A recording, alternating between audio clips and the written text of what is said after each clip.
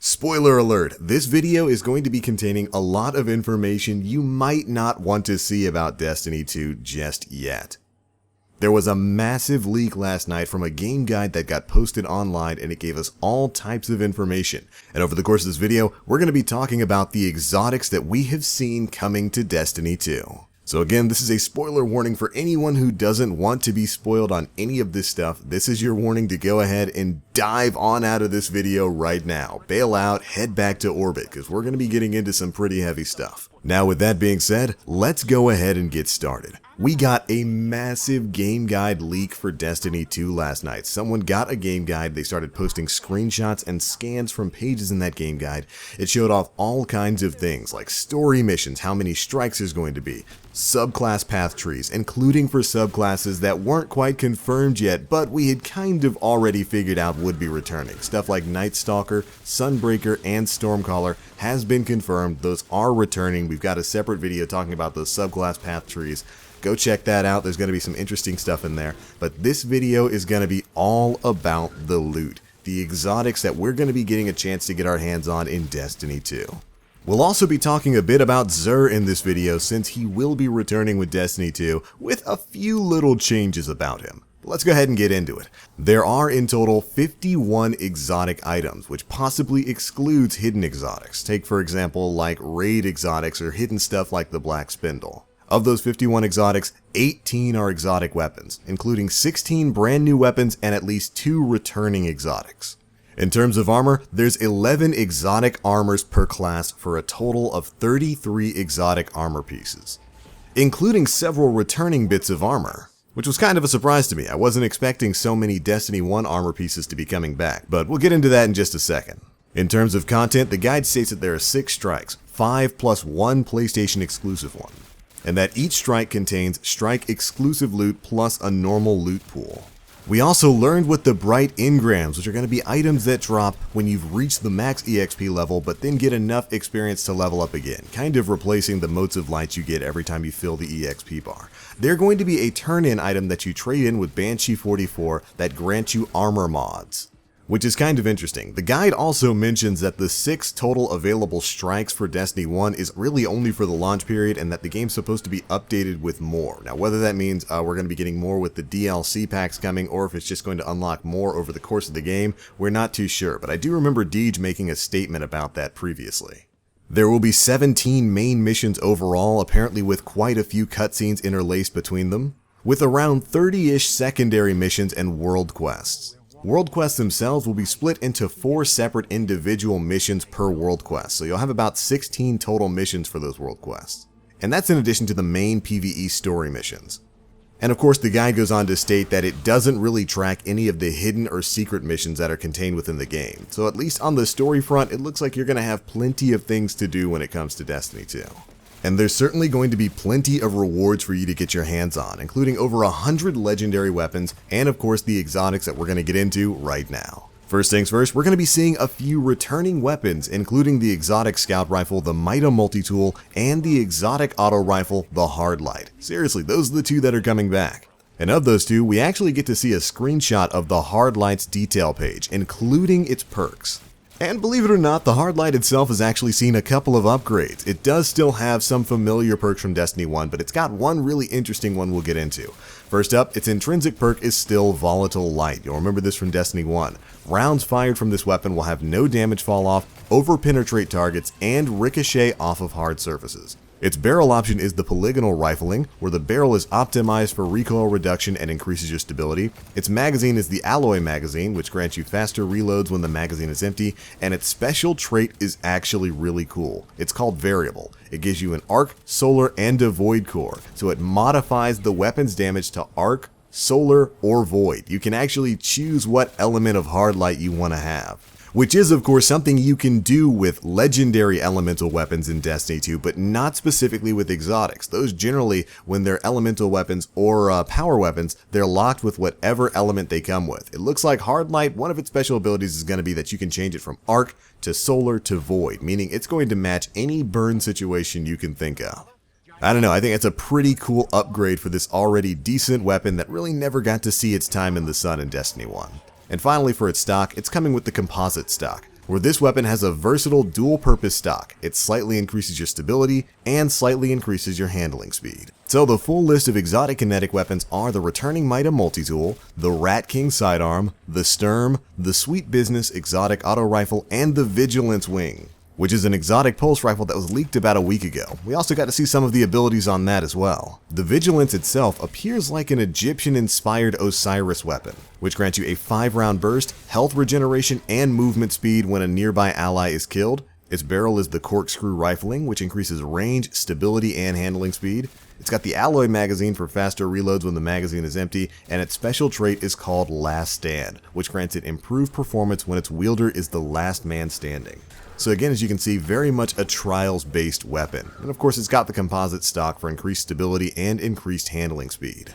Next up for the exotic energy weapons, we've got the Cold Heart, the Hard Light, the Fighting Lion, the Risk Runner, the Graviton Lance, Skyburner's Oath, and the Sunshot. A few of those we've already seen, like the Cold Heart, the Hard Light, the Risk Runner SMG, of course the Graviton Lance we previously talked about, it's an energy pulse rifle, and the Sunshot of course was in the beta. Very interested in seeing what the Skyburner's Oath is going to be all about, since the Skyburners are generally a faction of Cabal. Could definitely be some interesting lore there. Moving on to the exotic power weapons, we've got the Darcy, the Merciless, the Legend of Acrius, the Prospector, the Tractor Cannon, and of course the Wardif Coil, which is the renamed Dubious Volley.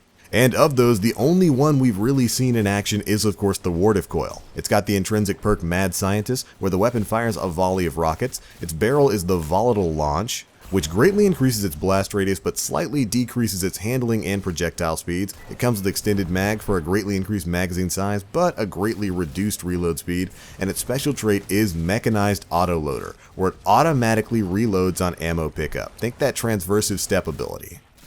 Finally, of course, it's got a composite stock for increased stability and handling speed.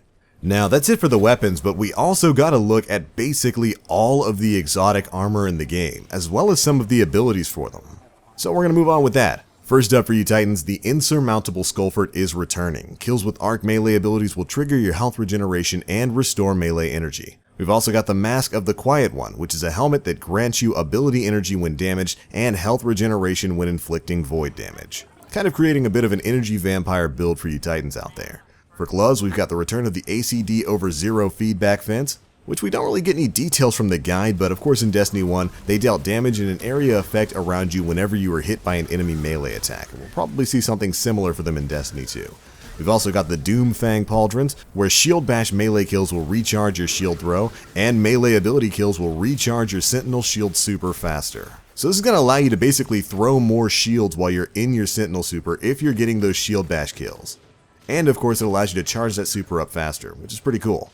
After that, we've got the Syntheseps, which increase your melee lunge range and give you improved damage when surrounded. The Actium War Rig, which is an exotic chest that steadily reloads a portion of your equipped auto rifles magazine from reserves. I tell you what, we really could have used that for the Fabian strategy. The Crest of Alpha Loop I is going to be returning, and it still generates an additional Orb of Light from supers and grants you a healing pulse when Barricade is activated.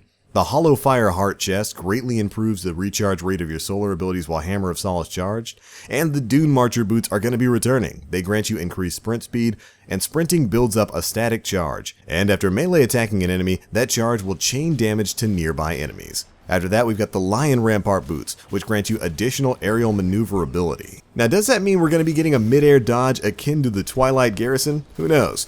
After that, we've got the Peacekeeper boots, which reloads stowed machine guns and allows you to ready them instantly, giving you kind of a cocoon effect for submachine guns. Next up for Warlocks, we've got the Crown of Tempest, where arc ability kills increase the recharge rate of your arc abilities. Then we've got the Eye of Another World, which is an exotic helmet that highlights priority targets and improves the regeneration speed of your grenade, melee, and rift abilities. Then there's Nezaric's Sin, which allows void damage kills to grant ability energy. Then the Returning Skull of Dire Amkara. It provides additional damage resistance during Nova Bomb, and Nova Bomb kills will grant you super energy, kind of combining the effects of the original Skull of Dire Amkara and the Obsidian Mine. Sounds neat. Next up, we've got the Warlock gloves, and there's going to be quite a few entries here where we don't really know the details of them other than their actual name. First up, we've got the Karnstein armlets and then the sun braces. And while we don't have any information on the sun braces themselves, of course the name is very similar to the Sunbreakers, i.e. the Sunbreaker gauntlets from Destiny 1. After that, we've got the Winter's Guile gloves, and of course the Starfire Protocol chest piece is going to be making a return. And while there's no real information on what its abilities are going to be, in Destiny 1, this granted you Sunsingers a second fusion grenade charge, and I'd imagine it's probably going to have something similar to that in D2. Then after that, we've got the chest piece, the Wings of Sacred Dawn, where aiming down the sights while airborne will hold you in place, and airborne kills will reduce your grenade cooldown. We've actually gotten to see some gameplay of that in previous trailers. After that, we've got the Lunafaction boots, and the Transversive steps will be making a return. Again, no details on what the exact ability of those exotics are, but in Destiny 1, of course, these granted you faster movement speed while crouched, and automatically reloaded your guns whenever you picked up the ammo type that those weapons use. And then finally, we've got the Hunters, which we get a lot more information for. First up, the Celestial Nighthawk helmet is returning. It modifies your golden guns that you fire a single high damage shot, and victims killed by that shot will explode. Then we've got the Foe Tracer helmet, which visually marks targeted enemies. The Knucklehead radar is making a return. And while we didn't really get any details for it, in Destiny 1, of course, this is the one that leaves your radar visible when you're ADSing with primary weapons. After that are the gloves. First up, we've got the Mechaneer's Trick Sleeves, which we don't really get any information for, but we've also got the Young Amkara Spine returning. And while we've got no details on what its abilities are in Destiny 2, of course in D1, this gave you gunslingers another trip mine grenade, and caused place trip mines to last longer before despawning. After that, we've got the Dragon Shadow chest piece. This increases your movement and weapon handling speeds for a short time after dodging. Then we've got the return of the Lucky Raspberry exotic chest piece. It increases the chaining capabilities of your arc bolt grenade and has a chance to recharge it each time it deals damage. After that, we've got the Raiden Flux chest piece, where quick successive attacks with arc staff will increase its damage output and duration. Then moving on to the boots, we've got the Lucky Pants. These increase hand cannon ready speed and initial accuracy. The Orpheus Rig, which provides ability energy for each enemy tethered by Shadow Shot anchors, and replacing the Frosties from Destiny 1, we've got the Stompies. These increase your sprint speed and slide distance, while also improving your jump. But there we go, Guardians, that is a not so quick look at some of the exotics we'll be getting in Destiny 2. Now, of course, some of it we haven't quite gotten the information for. There's quite a few bits of armor in there that we haven't really gotten to see some detailed screens of yet. But I'd imagine over the course of the next few days we'll probably be learning more about them. And of course, again, this list doesn't include any exotics that might be hidden within the game code. You'll notice that there's no raid exotics on this list. And also worth mentioning is the Borealis exotic sniper isn't on this list either. You'll remember that's going to be the PlayStation exclusive exotic. So there's probably still going to be a few surprises hidden within the full game of Destiny 2. This is not a complete list.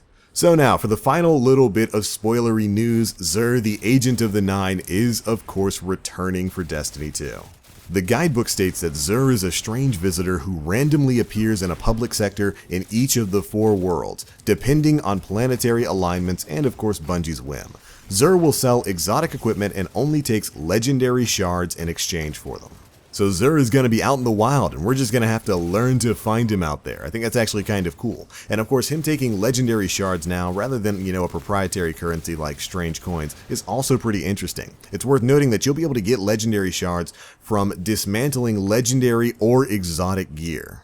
According to the guidebook, generally you get about 2 legendary shards per dismantling of a legendary weapon, and about 10 for dismantling an exotic. And I'd imagine you'll probably get legendary shards from completing other objectives throughout the game world.